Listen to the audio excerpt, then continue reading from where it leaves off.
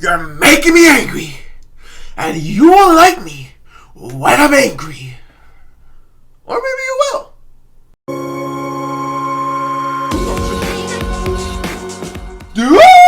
Dudettes, what is good? It's your boy VT, and today we're talking about Disney's latest movie, Turning Red, now streaming on Disney+.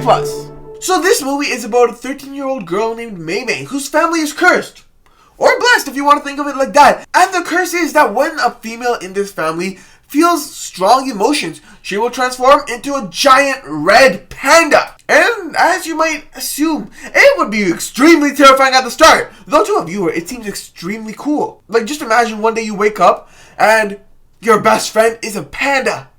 How cool would that be? Though at the same time, it would probably be really scary to the family of the person that transformed and to the person that transformed. Every single Asian kid in the world can probably relate to this entire story, trust me.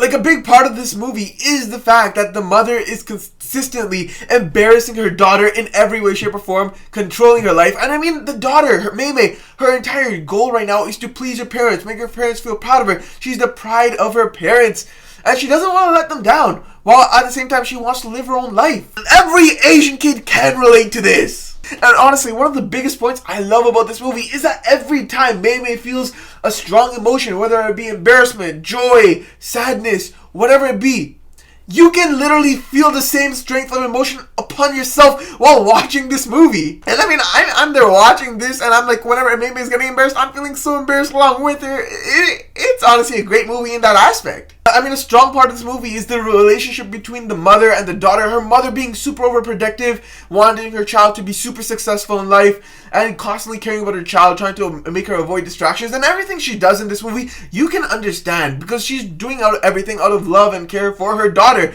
And while the daughter, she gets why her mother's doing all these things, yet she's cringing so hard for interfering with her life. And this movie is just a beautiful story of acceptance of oneself. As you grow, life will change, your body will change, you will change in general, your personality will slowly develop and change, and everything around you will be changing as well. And this is a coming of age story with the main character, Mei, learning to accept herself, all the changes happening in her life, especially the biggest change of accepting the curse of the panda. And you just gotta remember that with every problem in life, there will be a solution, and you just gotta work yourself to finding that solution and achieve it. Honestly, there's just a wide variety and diverse number of characters in this movie, and honestly, I was just hyped by how great the animation is in this movie, as well as the fact that the setting is in Toronto and how well they animated Toronto. I mean, I'm watching all these streetcars flow by, seeing the Daisy Mart. I haven't seen a Daisy Mart in real life in a long time, but I'm seeing it in this animated movie.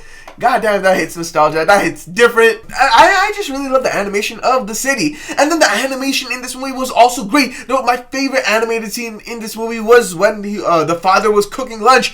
The animated sequence for making food was just so beautiful. Like, god damn. I stopped the movie just to go make myself a sandwich. Like, god, my mouth was just drenching itself with saliva after seeing the food, because that entire food animated sequence was just beautiful and delicious. Honestly, I just found this film really interesting on the aspect that it's a perfect world. There's literally no cops whatsoever. There's a security guard keeping a mother off school grounds, but when the giant bears rampage through the city by accident, running in fear of what they've become, there's no police chasing the bear. There's no police trying to find out what the bear is. There's no one doing any investigation whatsoever, and I just found that really interesting and really funny to see. I mean, no hate towards that. I get it. It's an animated film focusing more on the coming of age story of a kid growing up and learning to accept herself. No need to involve that. But I just thought that aspect of the film was really interesting and funny. And I mean, there's also this entire claim throughout the movie that the more Mei uses the bear, the more difficult the ritual to clear the curse and cure the curse will be. But then when they try to cure the curse, it didn't really make any difference. And I mean, she spent this entire movie exploiting the use of the bear so she can make enough money to go watch a boy band. Yet, she never found it didn't seem harder for her to break the curse. Or I guess metaphorically it might have been with her kind of wanting to contemplate keeping the bear.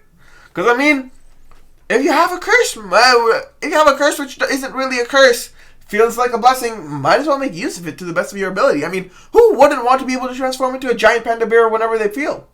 Especially once you can control it. Seems cool to me. Maybe a little inconvenient, but pretty cool.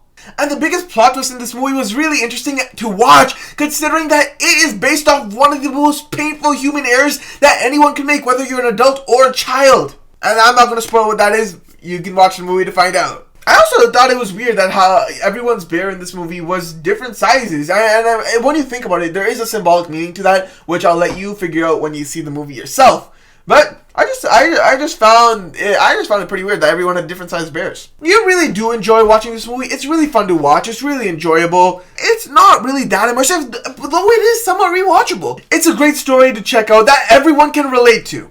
Overall, I rate this movie a 74%. It was great to watch. It's definitely a movie to watch and check out with your family. It's streaming on Disney Plus right now, so be sure to check it out. It's a fun and enjoyable movie. It has its good, it has its bads, it's boring at times, but it's also mostly funny and fun to watch. It's really enjoyable. You guys should definitely check it out. And with that being said, that is all I have for you guys today. Let me know down in the comments section below if you guys seen this movie, what you guys think of it, how did you enjoy it, what do you think of the characters, what do you think about the first Toronto-based movie from Pixar Animations. And as movies keep on coming, I'm going to keep on reviewing. And if you like this content, be sure to drop a like and hit that subscribe button with the bell icon so y'all are first notified when these videos drop. I'm VT, the King of TV, and I'll see you guys in the next one. Peace!